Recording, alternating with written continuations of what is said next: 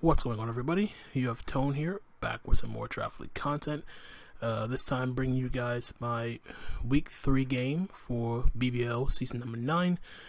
This week we are taking on Charmdy, or Hopeless, the coach of the Illustrious Aurorus. I do apologize for this video being up so late. I did record this video, but I accidentally forgot to unmute myself, so instead of just re-recording everything I said, I decided to be a bit more lenient with this battle, just because of the fact that it's already late as it is. And as you can see, we are playing on Showdown because we did have some connectivity issues on our end. But Hopeless drafted a very offensive team. Just the first 3 Pokemon alone, the Rayquaza, the Genesect, and the Tapu Koko. It's just a very heavy offensive team, and then also having other wall breakers like the Keldeo and the Nidoking, and even having stuff like Volcarona, which didn't come into this battle. It's just a very, very threatening team that doesn't really give you a means of try to check everything at one time. But I felt like I had enough tools or mons to try the best I can to essentially check any variant of 6 Pokemon that Hopeless decided to bring for this matchup. Granted, this wasn't really the exact 6 I had in mind. Like, pretty much everything that Hopeless brought I expected. The only real thing I wasn't expecting to see was the Mandibuzz, and basically because of the fact that I do have 2 fairy types, which I did bring to this game, I felt like I had enough ways to overwhelm Mandibuzz to the point where it wouldn't really be a threat. But nonetheless, though, the team I built for this matchup is still a solid squad. So first off, my Tapu Fini is a Calm Mind variant with Scald and Draining Kiss, and then I threw on Taunt as the 4th move, basically because I really didn't need any other attacking move. Like, Scald plus Draining Kiss hit everything on the team fairly well, and if I'm able to get rid of the Nidoking and as well as the Koko, and I can determine what the Genesect is, I'm in a pretty good position to win with my Tapu Fini. Then I have my Light Clay Aurora Ninetales. It's also Nasty Plot with Dual Stab. Again, Ice plus Fairy is just really, really good, just because the resist is a Genesect, and Genesect doesn't have recovery outside of rest, and I don't really expect Genesect to be defensive, so any chip damage I get on Genesect would benefit not only my Ninetales, but also would benefit my Fini as well. Then we have a nice AV Goodra, which is basically just here to act as a check to Tapu Koko. I do have Sludge Wave to bop the Koko. I also have Thunderbolt and Ice Beam for the Keldeo and the Nidoking respectively. Also hits the Rayquaza, and then I also have Rock Slide as the 4th move on the off chance Hopeless decided to bring the Volcarona.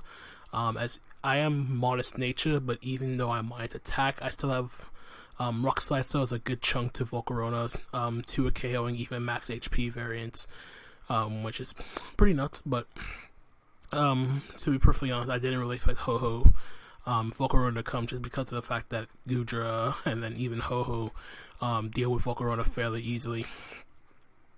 Then we got a nice Stealth Rock 3 attacks Yachi Berry Landorus.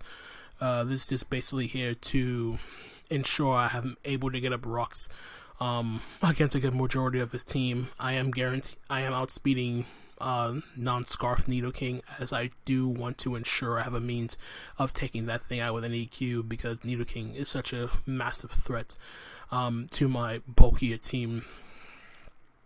So I'm just playing it safe and outspeeding Jolly or Timid max speed Nidoking, just to ensure, even if it is Scarf, I have Yachi Berry, so Ice Beam will not knock me out, and I can go for an Earthquake and knock it out in return.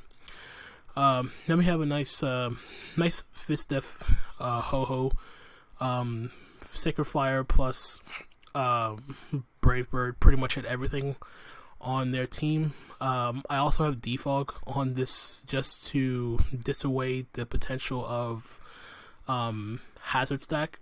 Well, not really hazard stack, but on the off chance he brings like a T-Spikes, Nidoking, granted I have a Scolipede, just on the off chance he wanted to take the opportunity to try to poison my Tapu Fini. I did want to have a means of having a way to defog away the T-Spikes, and then I also have Thunderwave on this set just for some additional speed control, to slow down stuff like a DD Rayquaza or even a Shift Gear Genesect. And then lastly, I have a Choice Scarf Mew, which is basically just here as a means to check DD Rayquaza, a Scarf Genesect, and even picking off like a weakened Tapu Koko or non-Scarf Keldeo. I can just bop most of the stuff with a Psychic. And then I also have Ice Beam for the Rayquaza and Flamethrower for the Genesect, and then my last move is just U-turn for some momentum. Contemplated Transform for a bit, but I thought against it. But yeah, so that's a team, so let's just hop straight into the battle. Looking at what Hopeless brought, I knew that the matchup was definitely looking like it was going to be a game where if I could position if I could get rid of the Nidoking, weaken the Koko, or get rid of the Koko, and at the very least weaken the Rayquaza, I knew I'm going to have a pretty good shot of winning with my Calm Mind Tapu Fini, which was the game plan the entire time.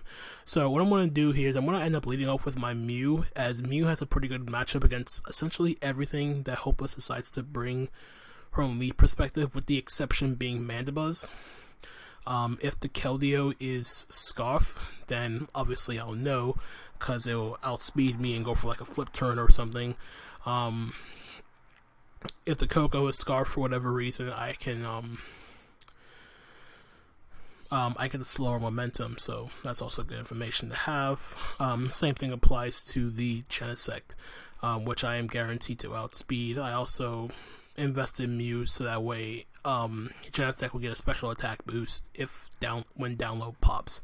So yeah, without further ado, let's just hop right into the game.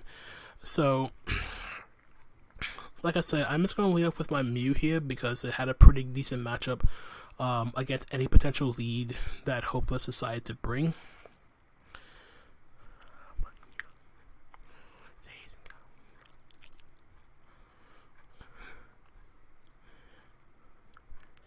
So I lead off with my Mew, and he's going to end up leading off with the Nidoking, if I remember correctly. Oh, he led off with Tapu Koko, I'm sorry. Alright, so there we go. So leading off with Tapu Koko, I don't really know what the Tapu Koko is going to have, or what's its moveset or anything like that. I also didn't want to risk losing my Mew so early on in the game, so I tried to play it safe and just go straight for the and just make a hard play into my Goodra, as he's just going to end up going straight for the U-turn, which is okay by me. Again, I realize it's 37%, so he reveals Life Orb on the Tapu Koko.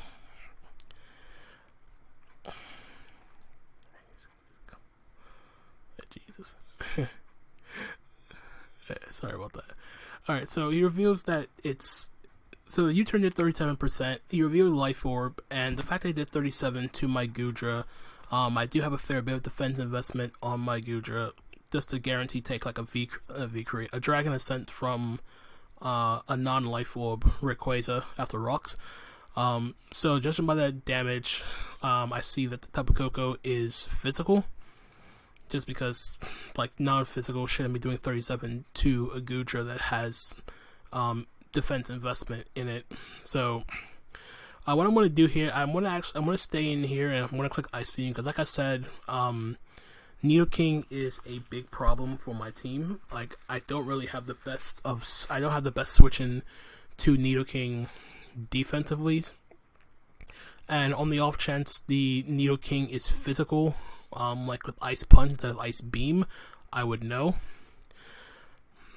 So I decided to be aggressive. I wanted to scout out what the Nidoking would go for offensively, but it decided to just go for Rocks here, which makes sense since this is the only potential hazard setter on his team. So I'm just going to stay in here. I'm just going to click Ice Beam because, like I said, this is a huge threat to my team. I don't really have the best of switch-ins to this Nidoking, so I'm going to get off a massive chunk with the Ice Beam, as he's going to go for Ice Beam of his own. I'm just going to take nothing because I am AV, so I'm going to Ice Beam again, knock out the Nidoking, which is fantastic because that's one less thing to worry about for my Calm Mind Tapu Fini. So he's going to go into his Keldeo here and go for Secret Sword. I don't really need, I didn't really need Goodra that much, considering as long as I keep, so basically, I sacked off Goodra there after knocking out the Nidoking because Goodra essentially just did its job already. I'm not really that concerned about Tapu Koko now because of the fact that it did reveal to be physical, and as long as I get my Landers relatively healthy, it can switch in on Koko. Unfortunately, it doesn't stop it from just spamming U-turn and getting momentum in something else, but I do have the ability to, at the very least, use Landers at the pivot because it is fairly bulky to take on Landers and even the Rayquaza if need be. So yeah, I'm going to bring on my Tapu Fini now. Granted, like I said, this is my win con, but I just wanted to see whether or not this thing is choiced because obviously I didn't get any information from the Goodra going down to the Secret Sword. I don't know if it's Specs or Scoff or even potentially Taunt Calm Mind of its own. But I just wanted to have some sort of information as to what the Keldeo, if the Keldeo is choiced or not. So I'm going to go into my Tapu Fini and I'm going to get the Misty Terrain up. He's going to go hard into Tapu Koko here as I'm going to click Scald, and yeah, that is going to end up benefiting me and backfiring on Hopeless in a big way because making a play going hard into Tapu Koko, it made sense in theory just because of the fact that I could have easily just clicked the Fairy move, which I believe is what Hopeless was intending to go for, and then me going for Scald there didn't really make a whole lot of sense because like Keldeo and Keldeo is never going to, but in my opinion, from my perspective, Keldeo is never going to stay in against a Fini, and I figured getting Scald damage on like an incoming Genesect or whatever, or even Mandibuzz if he decides to be that more aggressive, felt a lot more beneficial trying to snag a burn. But getting the burn on this is super crucial because this is also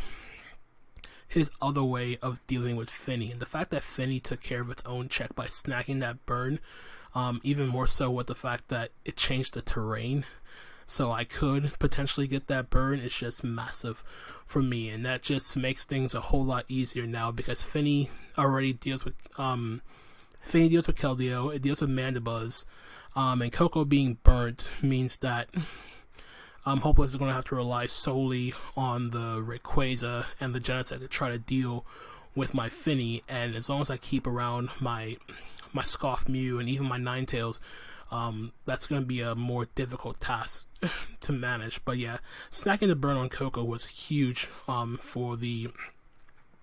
for how the game turned out for me. So obviously I'm not going to stay in here.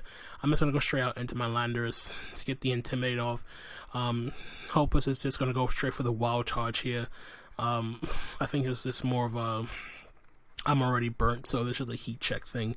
He's going to U-turn out here as he goes out into the hard and Mandibuzz, and the Keldeo. I'm just going to get my rocks here just to like see to like force defog with Mandibuzz or for the Rayquaza if he's not heavy duty boots. But I'm just going to go right back into my Fini as he is. He's going to flip turn out with the Keldeo. So this is definitely a choice variant of Keldeo. I don't know whether it's Specs or Scoff. And he's going to go out into the Genesect now, and you're going to see here the Genesect is Douse Drive. So that already gave me the other information that I needed with the fact that Genesect is not Scarf. It's Douse Drive, which means it's packing Techno Blast, and Techno Blast is a water type move, so this is definitely packing Techno Blast with Douse Drive to take on my Ho-Ho. So seeing that it's +1, I don't necessarily know what other move it has at its disposal. Since I know it's not Scarf, it means that my Mew is going to outspeed it, guaranteed. But it also means that my Ninetales is going to outspeed it as well. I can't go hard into my Ho-Ho or my Landorus because it revealed its Douse Drive, so that's a water move. But what I'm actually going to end up doing here is making a bit more of a sort of riskier play and go straight out into my Mew, as he's going to reveal Sub on this Genesect, and I'm like, okay, that's fine by me. I'm just gonna break the Sub with the Flamethrower, break its up, but then he's gonna reveal Bug Buzz to knock out my Mew, which sucks that I sacked off my Mew so easily, per se. Like the chances of the Genesect being special at that point in time didn't really cross my mind. I thought it would be more mixed, like with just Techno Drive on the side to ensure it had a means of hitting Ho-Ho, while still being like physical with like U-Turn and Iron Head or whatever.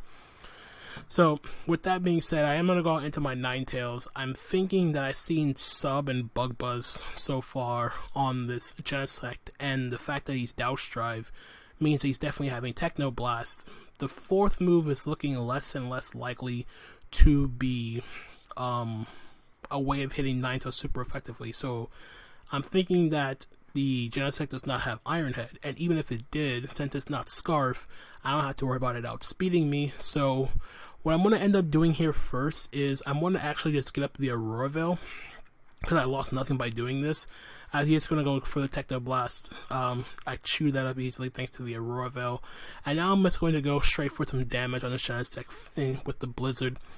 He's doing a Techno Blast again. We live on 7%. And I'm just getting the residual chip damage I need now, as he is going to just switch out and go hard Tapu Koko to sack that thing off, just to preserve Genesect for later on in the match, because he does need it for the Ho-Ho. So I am going to now go out. He's going to go out into Rayquaza, get the airlock, remove my Hail, and then just revenge coming with the extreme speed, knock out 9 Ninetales.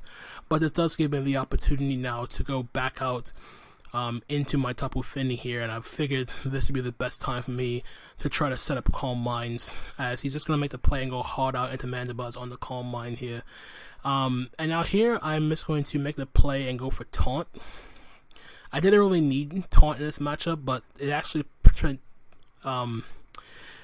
had big dividends in this game, just because the Mandibuzz did reveal Whirlwind in this set. So yeah, so Whirlwind was there to phase out my potential setup sweepers, the Mew, the Scolipede even.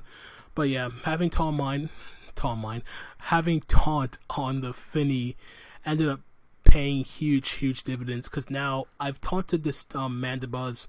And I can just essentially just use his Mandibuzz now as setup fodder, whether or not he switched out or not. I can get up another free Calm Mind, because the Keldeo is not a problem for Fini. Mandibuzz is not a problem for Fini.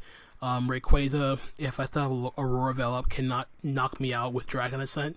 And then the Genesect, unless he has Thunderbolt, and even so, I can't be paralyzed as long as Mystic Terrain is up, and I already have a Calm Mind boost. It's not going to do jack to my Fini. So yeah, things are looking really nice for this Fini endgame that I'm going for. So I'm going to Calm Mind again here, as he's just going to go for the knockoff. So I'm thinking this Mandibuzz is not packing Brave Bird on this thing. I thought it would probably be Brave Bird for like Scolipede or whatever. So he's going to keep spamming knock off. I'm just going to Taunt again, as he makes the hard read into the Genesect, gets the attack boost from download. I'm just going to Taunt here, just to be a bit more safe. Misty Terrain ends, but he's now gonna reveal he does have the Thunderbolt. Doesn't get the para, and I'm just gonna go for Draining Kiss and recover some HP and knock out the Genesect. So yeah, things are looking really nice now for my Calm Mind Tapu Fini. In comes the Rayquaza. Unless this thing crits me with Dragon Ascent, I will live.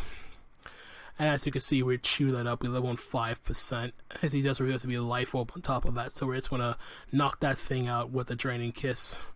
And all he has left now is the Mandibuzz and the Keldeo. The Keldeo comes in now.